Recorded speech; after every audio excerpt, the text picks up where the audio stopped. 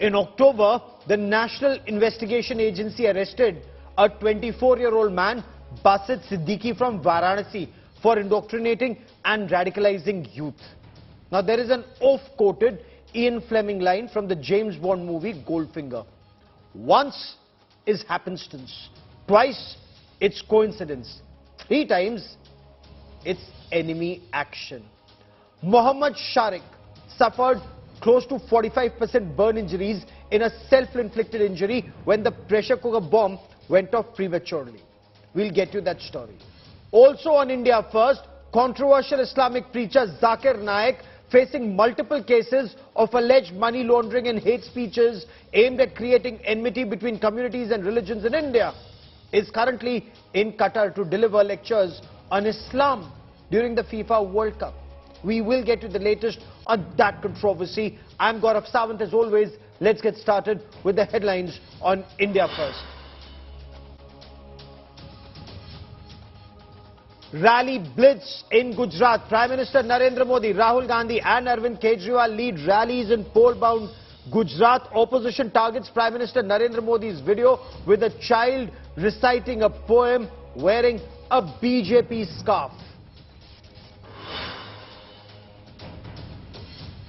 Delhi police get a nod to conduct a lie detector test on Aftab Amin Poonawalla. Pieces of human jaw and teeth recovered from the forest in Mehrauli. DNA tests to be conducted to confirm if they are Shraddha's remains. Congress to seek review of Supreme Court order releasing Rajiv Gandhi's assassination convict. Party to decide on filing independent plea or join the centre's review application. Tickets for cash controversy explodes ahead of Delhi municipal elections. BJP releases a fresh sting operation, names top Aam Aadmi Party leaders including Atishi and Gopal Rai.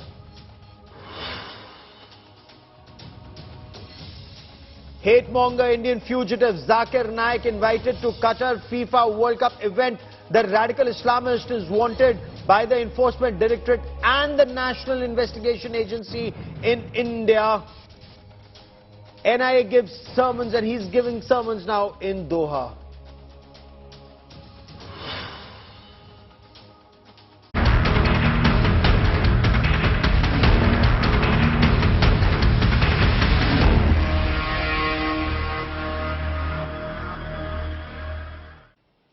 A pressure cooker bomb exploded as the suspected terrorist was en route a temple to plant the improvised explosive device. Mohammad Sharik, the suspected bomb maker and terrorist, has suffered close to 45% burn injuries.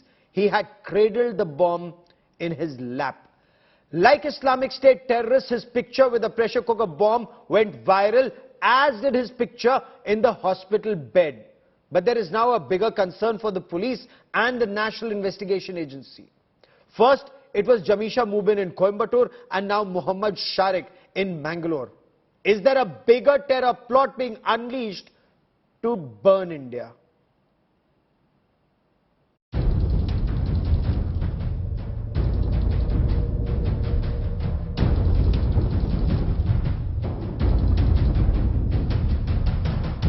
A dramatic blast in a running auto rickshaw, unveiling a chilling terror conspiracy in Karnataka, laying bare an ISIS module operating in the pole-bound states Mangaluru, planning blasts and terror strikes. On Saturday, a pressure cooker exploded in a running auto rickshaw in Mangaluru, injuring the driver and a passenger named Sharik, the suspected bomber. The Karnataka police has now confirmed that Sharik, who suffered 40% burns in the accidental blast, is highly radicalized and has an ISIS-linked handler, Mateen Ahmed Taha.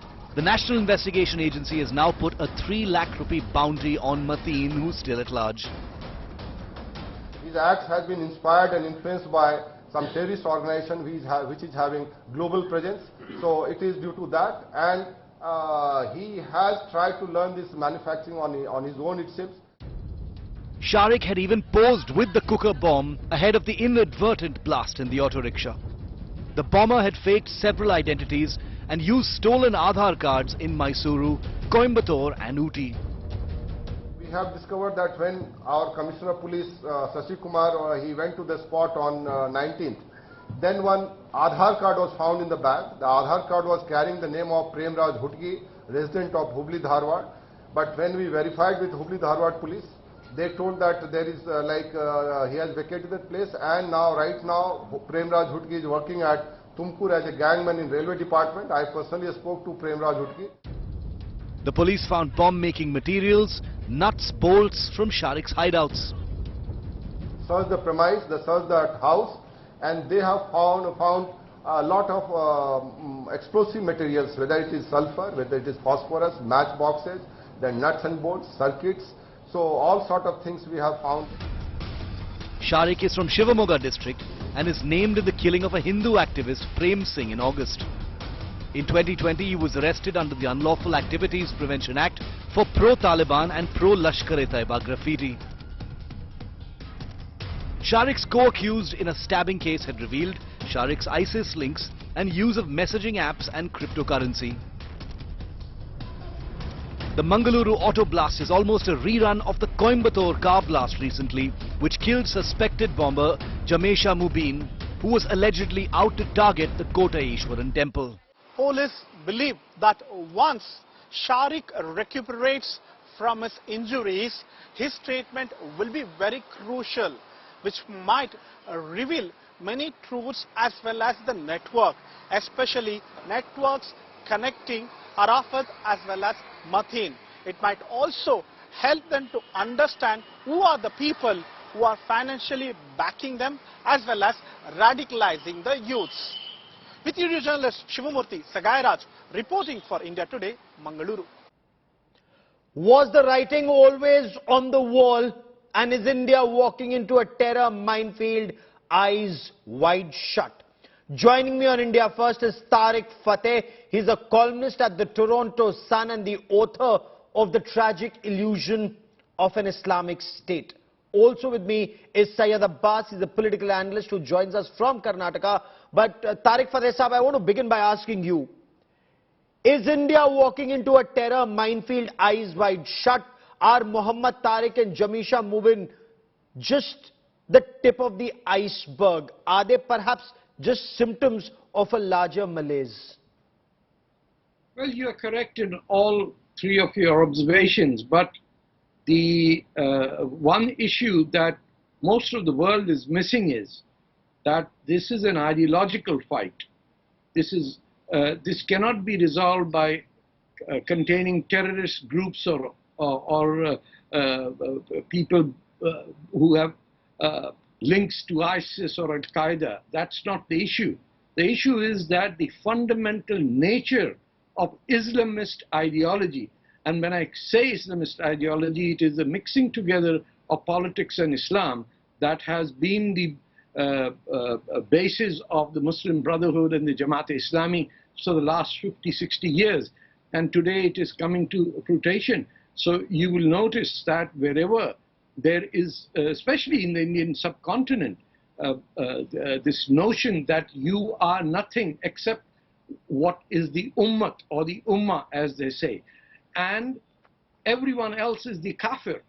Now those ideologies, if they are not combated right on the Friday mosque sermon, where people pray that Ya Allah, Musalmano ko fatah naseeb kar qaumul kafirin pe, this kafir and this jihad terminology, if you do not eliminate it from your conversation, you will be breeding new people who will very rightfully believe that their purpose on earth is to destroy kafirs or to destroy anyone who does not believe in their ideology. Syed Abbas, is it not time for the community in particular and India in general to speak loud and clear that Muhammad Shariq and Jamisha Mubin and Abdul Mateen Taha are not one of us?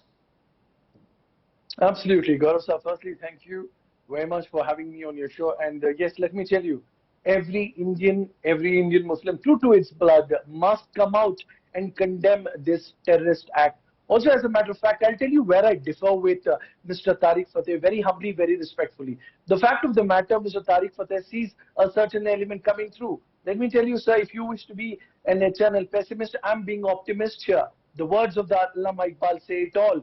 कुछ तो बात है हमें कि मिट्टी नहीं हंसती है हमारी सदियों रहा है दुश्मन दौरे जहां हमारा. The fact India, when our Prophet speaks of Hubbul Watan of the Ummah, it is love for your country, live for your country, because this is our Janma Bhumi and Karma Bhumi, sir. Now, to those radicalized... But from this Janmabhumi and Karma Bhumi, these chaps like... I'm sorry, I want to understand. If Muhammad Shariq and Jamisha Mubin and Abdul Mateen Taha think of this as their Janmabhumi and Karma Bhumi, but want to eliminate kafirs who do not follow that religion, I think there is a problem, Tariq Fateh. The writing Tariq Fateh, no, and I want our producers to put that image out on the television screen. The writing was always on the wall. We as a nation failed to see it. Muhammad Shariq had been arrested for writing graffiti, words to the effect, Tariq Fateh, don't compel us to invite Lashkar-e-Taiba to India. Here is someone who's Indian. He's inviting Lashkar-e-Taiba to India to fight against the Citizenship Amendment Act. Tariq Fateh. No, I'm sorry. Hold on. Okay. Let Tariq Fateh respond. These are very serious issues, not political brownie points to debate. This is a very serious national security issue. Our collective denial of the truth in 75 years, since the time we ditched Frontier Gandhi, who said, "Gidaron ke hawale chhod ke ja rahe ho." This is what happened, that the idea of this cutting the limbs of Hindustan came from UP and Bihar. They didn't come from Pashtunistan or Balochistan or Sindh or Punjab. Unless you understand that the thought pattern of that Urdu shairi that comes up at every debate, where you can lie yourself through any argument by uttering a few verses here and there, the issue is very clear. The Deoband Madrasa and the 50,000 madrasas and the mosques that pray again for jihad and against kuffar are the truth. Nobody can deny that. You today now have a person wanted by India for hate being invited to open the Qatar FIFA World Cup. We respect, Indian Muslims respect a man who hates India. Yes. Who lives in Malaysia. We need to be very clear. If we are Indians, our children need to have Indian names, not Arab names, not Persian names, not Turkish names. When will we do that? I mean, with due apologies to Sayyid Abbas, how long will you remain a Sayyid? You are an Indian, not an Arab. Let us stop once and for all. We cannot allow this anymore. Because India is moving ahead, and India needs to move ahead. The point that we are making here, Sayyid Abbas, with due respect, I mean, here is Muhammad Shariq, Indian, saying don't compel us to invite Lashkar-e-Taiba to India. Who is us? Gaurav Sahab, first and foremost, Tariq Fateh Sahab very humbly has not read the Indian Constitution. The Constitution, the beautiful Constitution of my country, allows me to be a Sayyid Asad Abbas and gives me the freedom of I know that. Yes, but it does not. I'm sure the Indian Constitution, I am sorry, does the Indian Constitution permit Muhammad Shariq to say, don't compel us to invite Lashkar-e-Taiba to India? Allow me to finish my point. Now, coming straight at the Shariq and so on and so forth. Time and again, I've made this statement, be it any respective political party, when it comes to dealing with terrorism, be it a Congress, BJP or a JDS of my state of Karnataka, must come together in one force and deal with these terrorists who are bringing a bad day. Let me tell you, Tariq Fateh, the only religion of a terrorist is terrorism. This is ideology. And Islamophobe might call it there. But let me tell you, come on, don't divert us to Islamophobia. You are the one, Sayyid Abbas, who is linking terrorism and Islam then. We are not, nobody is against Islam. People are against terrorists. Please do not, Imran Khan may call this Islamophobia because Imran Khan is im the dim. I am sure Sayyid Abbas is not im the dim. This is not Islamophobia. This has got nothing to do with Islamophobia. Temur, Okay, the now children allow of me to Temur complete my might point. believe Tariq that. Fateh, But I'm a Hindustani. with I all will never humility, believe allow that. me to complete my point. Respected sir, there are Sir, people such complete as your yourself point, who but do not misinterpret. digress from the issue. I am sorry. Do not Syed Abbas, misinterpret. with due respect, sir, with due respect, permit me. My question to you was very specific. Muhammad Sharik, Indian, writes graffiti on the wall, don't compel us to invite Lashkar-e-Taiba to India. Sir, who is this us? Who in India dares to invite Lashkar-e-Taiba to India? Who is this us? First and foremost, Gaurav Saab, Sharik or any of his likes are nothing but terrorists. And us is also terrorists. Be it the ISIS, be it the Lashkar-e-Taiba, be it any of their Jamaat, are nothing but these are the people who have misinterpreted everything. The fact we need to address them as terrorists, and the belonging of a terrorist is terrorism. And also, as a matter of fact, I agree with one point with you and Tariq Fateh is every Indian Muslim, true to its blood, must come out and condemn such terrorists who are spoiling the name of the religion. The fact of the matter we need to understand is that the misinterpretation that comes through, those like you mentioned about Imran Khan is the biggest terror sympathizer and apologist out there. Imran Khan, in our words, is a munafiq. He cares about Indian Muslim, but he dares not speak a word about Uyghur Muslims of China. But this sir, shows his hypocrisy. but it's the duplicity same and double Islamophobia. standard. Terminology, dekho na sir. Terminology, dekho na. Imran Khan, the moment you talk about terror, Imran Khan says Islamophobia. The moment I talk about terror, you said Islamophobia. But Tariq Fateh, the bigger concern is, who is this us? Terrorists in Kashmir wanted some pan-Islamic caliphate. They wanted some Islamic state. And sir, you've written a book on it. Is it the same ideology that's running deeper, whether it's Kashmir, Kerala or Karnataka? Not just there, sir. This is running in Egypt. This is running in United States of America, Canada, France, Germany, and in England. Who are the people who had started identifying that England is being drowned by RSS? Where did that come from? The Leicester riots took place. Who did that?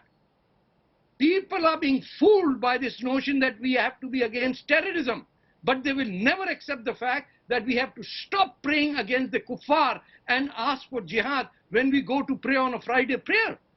There has to be some mullahs charged with hate literature, just like this fellow who's gone to Qatar. But unfortunately, he's guest of honor. He's guest of honor. He's Imagine. wanted for terror in Bangladesh. He's wanted Yes. for hate speeches in India. And he's guest of honor in Qatar. Just because Qatar has money, it's a terror preacher is acceptable. But Syed Abbas, more He's than just respected in isolated the Indian cases. Muslim community.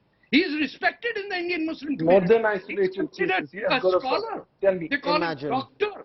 Imagine. More than isolated cases. Tell me, please. Imagine. But Syed Abbas, there is a Jamisha moment, there is a 10,000 people Muhammad have Sharik, and there is also this Mateen Taha who's still absconding. There is a Musafir Hussain who is absconding. Sir, when you want Indian Muslims to come out and speak up against these people, the tragedy in our country is that there are many who are still hiding them. Taha is still in hiding. Musafir is still in hiding in our own country, which means the problem is much deeper than we think it is. The problem certainly is much deeper than we think it is, Gaurav Saab. The fact of the matter is we need to understand that the National Investigation Agency, be it the center and the state, the respective federal structure of the system is such that we need to enforce them. Let me tell you something about Sharik, which you'll appreciate. The fact UAPA twice has charged this Sharik and still is out on bail, such people must not even provided with legal counsel. The fact of the matter, we need to solidify and change the policy system. And also, let me tell you, Gaurav Saab, the fact we need to understand here is the misrepresentation must stop. Not just an Indian Muslim, but every Indian Hindu or a Sikh or an Isai must stand together in one voice and stand for the country and this nation which has given her everything. That is the same reason why our Prophet Muhammad Tariq Fateh. speaks of Hubbul Watan. Yep. I mean, Yeah, but I have read the sermons of Friday prayers. How can you make me unlearn that? I'm sure, Sayyid Saab, you go to the Friday prayers and you hear what the mullahs say. You know what is in Deoband.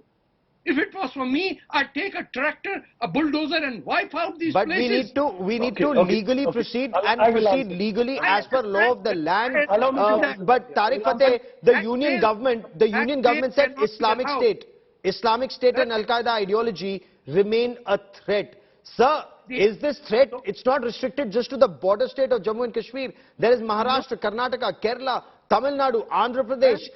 right This across ideology the of the world. terror caliphate. What is right it that the across the state world. needs to do? What is it that the people need to do remaining in the realm of the law, sir? You have to stick to Islam and not to Islamism. You have to take politics and Islam separate. Anybody who says हमारी community मुसलमान की है, no, हमारी community Hindustan की है. यहाँ जहाँ आपने मुसलमान, हिंदू, सिख ये लाया, you're done. Because one religion says that every kafir has to be killed. How can I say that more clearly? It is my faith. Now allow me I to have quickly to change counter that. point, please, Gaurav sir. We say that कि जहां काफिर मिले गर्दन काट दो.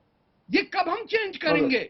किसमें दम है कि कहने की? Okay, now quickly Right? let me allow Perhaps me to we counter really that need to point, debate sir. this in the times ahead. But Syed Abbas, India got very lucky both with Jamisha Mubin and with Mohammad Sharik that the explosives went off prematurely, either killing or injuring only them.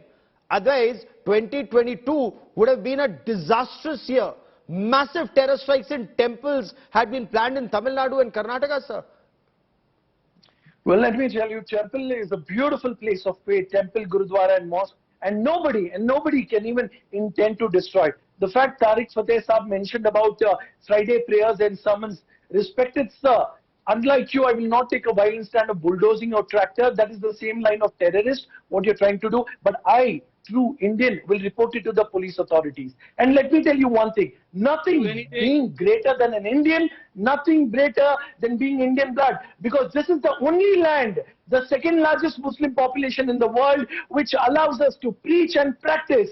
And I challenge even the likes of Indonesia, which does not have liberty for its citizens, which India has. And Fair that is why enough, but these chaps are giving it a bad name. Let your children have Indian names. Deal not them with Arabic iron names. hands.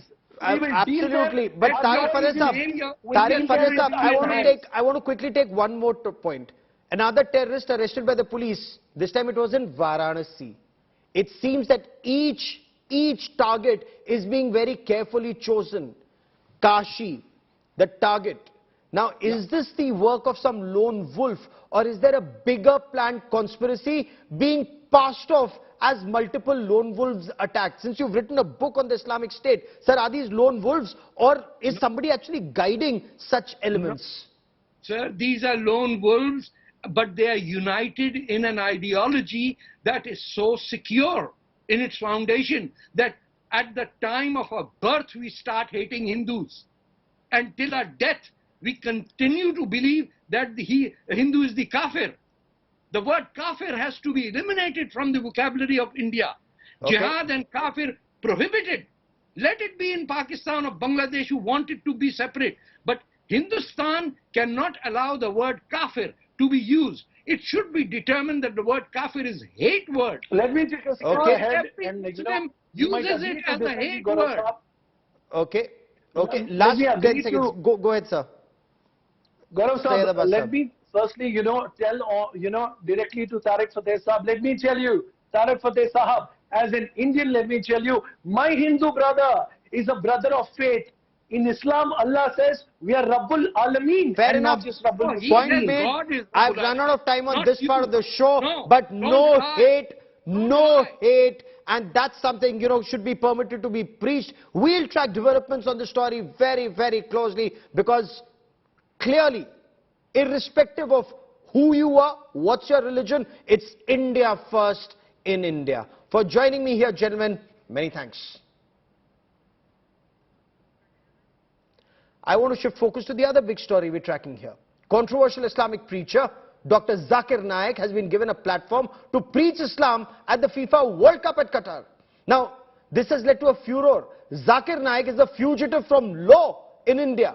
He stands accused of promoting or attempting to promote feelings of enmity, hatred, ill will between different religions, communities and groups in India. He also stands accused of indoctrinating minds that led to a terror attack in Bangladesh. Munish Pandey gets us more. A radical hate preacher who has allegedly inspired numerous terror attacks through his hate sermons. A fugitive who's evading Indian law and extradition bids. Islamist preacher Zakir Naik, infamous for his open incitement of hate and even suicide bombings. He's now been given an open platform on one of the world's biggest stages, the ongoing FIFA World Cup in Qatar. The Islamic preacher is in the Gulf country after a state invitation, and he's delivering religious sermons throughout the tournament. But nations across the world, including India, where he has been banned, know he spews venom, not preachings. Prophet Muhammad is the messenger and servant of Allah. MashaAllah, we go Muslim, and I pray to Allah subhanahu wa ta'ala that He grant all of the Jannah. It is no secret that Zakir Naik's speeches have led to several instances of violence and even terror attacks. Zakir Naik shot to infamy for illegal conversion rackets. His television channel, ironically known as Peace TV, is banned in several countries including India for hate speeches and radical interpretation of scriptures. One of the bombers behind the 2016 Dhaka terror attack had revealed he was influenced by Zakir Naik's speeches. Naik is also accused of having links to the 2019 Lankan Easter bombings. Naik in the past has also backed bomb attacks on Hindu temples in Pakistan. The Islamic preacher fled India in 2016 to take shelter in Malaysia, after which his outfit, the Islamic Research Foundation, was also banned. Zakir Naik is wanted by the NIA and Enforcement Directorate for delivering provocative hate speeches, stirring communal tension, apart from aiding and funding terror activities and laundering terror funds. Even in Malaysia, where he's taken shelter, Naik is banned from delivering speeches. That has not prevented Qatar from inviting a fugitive like Zakir Naik from propagating his extreme Salafi ideology in front of the world's biggest audience. Bureau Report, India Today. Well, that is all that we have time for on India First this evening. Many thanks for watching.